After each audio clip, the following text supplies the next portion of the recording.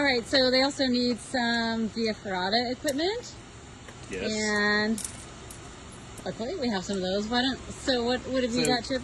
This is like the DIY via Ferrata kit, which a lot of races, they just have you get these tethers and then you have 2 carabiners, normally not locking, but basically as you do the via Ferrata, you run a cable and you go along. But this is not a real via Ferrata kit. Nick's got the real via Ferrata kit.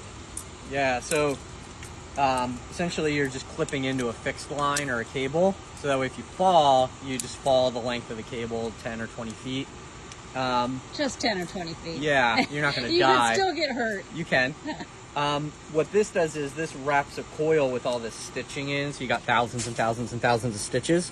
So if you fall, it rips all them out like bzzz, but then slowly catches you, and then you got the spring, so it slowly catches you softly, kind of like a dynamic rope with rock climbing versus a static rope where you're going to jolt your whole body.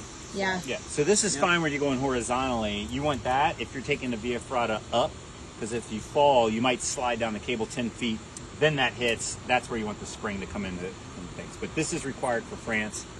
And then it's the essentially considered safer.